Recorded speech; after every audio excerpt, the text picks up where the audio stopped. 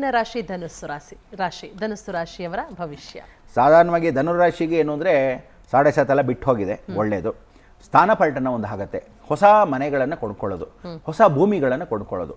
ಅವ್ರಿಗೇನು ಅಂದರೆ ಶತ್ರು ಭಯ ಭೀತಿಗಳು ಜಾಸ್ತಿ ಇರುತ್ತೆ. ಧನುರಾಶಿಗೆ ಶತ್ರು ಭಯ ಭೀತಿ ಜಾಸ್ತಿ ಇರುತ್ತೆ, ಅದೆಲ್ಲ ಹೊರಟು ಬಿಡುತ್ತೆ. ಇನ್ಮೇಲೆ ಒಳ್ಳೆಯದು. ಮಹಾಮೃತ್ಯುಂಜಯ ಭೀತಿ ಕೂಡ ಇತ್ತು ರೀಸೆಂಟಾಗಿ. ಎಲ್ಲಿವರೆಗೂ ಅಂದರೆ ಈ ಕೇತು ಮುಂದಕ್ಕೆ ಹೋಗೋವರೆಗೂ ಧನುಸ್ಸಿಗೆ ವಿಶೇಷವಾಗಿ ನೇರವಾಗಿ ಎಲ್ಲಿ ಬರ್ತಾನೆ, ಗುರು ಸಪ್ತಮಕ್ಕೆ ಬಂದ್ಬಿಡ್ತಾನೆ. ಯಾರಿಗೆ? ಧನುರಾಶಿಗೆ ಸಪ್ತಮ ಗುರು. ಮಿಥುನ ರಾಶಿ ಅಲ್ವಾ, ನೇರವಾಗಿ ಸಪ್ತಮ ಗುರು ಬಂದುಬಿಟ್ಟ ಮೇಲೆ ಭಯ ಭೀತಿ ಎಲ್ಲ ಹೊರಟೋಗುತ್ತೆ. ಧನುರಾಶಿಗೆ ಬಹಳ ಒಳ್ಳೆಯದು. ಗುರು ನೇರ ಸಪ್ತಮ. ಸೊ ನೇರ ಸಪ್ತಮ ಬಂದರೆ ನೀವೇನು ಅಂದರೆ ಗುರುಕ್ಷೇತ್ರಗಳ ದರ್ಶನ, ಯಾತ್ರೆಗಳು ಶುರು ಮಾಡಿಸ್ತೀರಾ ಅಂತ. ಸುಮ್ಮನೆ ಒಂದು ಟೂರ್, ನೀನು ಯಾವ ಊರಿಗಾದ್ರೂ ಹೋಗ್ಬೋದು, ವಿದೇಶಕ್ಕೆ ಹೋಗ್ಬೋದು, ಆರ್ಡಿನರಿ ಊರಿಗೆ ಹೋಗ್ಬೋದು, ಪಕ್ಕದಲ್ಲಿ ಊರಿಗೆ ಹೋಗ್ಬೋದು, ತವ್ರ ಮನೆಗೆ ಹೋಗ್ಬೋದು, ಹೆಂಡತಿ ಊರಿಗೆ ಹೋಗ್ಬೋದು, ಎಲ್ಲ ಯೋಗಗಳು ಉಂಟು. ಅಂದರೆ ಅವರಿಗೆ ಟೂರಿಂಗ್ ಜಾಸ್ತಿ ನಡೆಯುತ್ತೆ ಈ ಸರಿ. ಈ ವರ್ಷದಲ್ಲಿ ಖರ್ಚುಗಳು ಟೂರ್ಗೋಸ್ಕರನೇ ಜಾಸ್ತಿ ಆಗುತ್ತೆ. ಅಕಸ್ಮಾತ್ ಯಾರಾದರೂ ಬೈಕ್ ರೈಡರ್ಸ್ ಇರ್ತಾರೆ ನೋಡು ಗುರುವಿನಲ್ಲಿ, ಅಕಸ್ಮಾತ್ ಧನುರಾಶಿ ಇದ್ರೆ ದಯವಿಟ್ಟು ಆಕ್ಸಿಡೆಂಟ್ಸ್ ಹುಷಾರು. ಯಾಕೆಂದರೆ ನೀವುಗಳು ಬ್ಲ್ಯಾಕೇ ಡ್ರೆಸ್ಸೇ ಹಾಕಿರ್ತೀರಾ, ಹೆಲ್ಮೆಟ್ಸು ಬ್ಲ್ಯಾಕೇ ಗೊತ್ತಿರಲ್ಲ.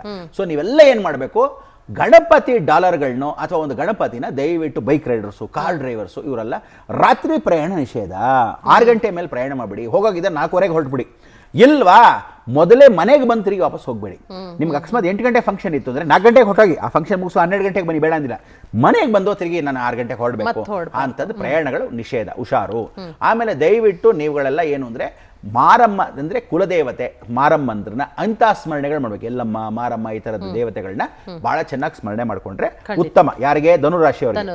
ಅದರಲ್ಲಿ ವಾರಾಹಿ ಸ್ಮರಣೆ ನೋಡಿ. ಅದಕ್ಕೆ ಈಗ ಧನುರಾಶಿಗೆ ಬಹಳ ಮುಖ್ಯವಾಗಿರ್ತಕ್ಕಂಥದ್ದು ಯಾರು ಅಂದರೆ ಇವತ್ತು ಪವನ್ ಕಲ್ಯಾಣ್ ಅವಳು ವಾರಾಹಿ ಪ್ರಯೋಗ ಮಾಡಿದ್ದ. ಧನ್ಯೋಸ್ಮಿ ಅಂದರೆ ಒಳ್ಳೆ ಕಾರ್ಯಗಳನ್ನ ಮಾಡಿಸ್ತಾನೆ ಇನ್ಮೇಲೆ ಅಂತ.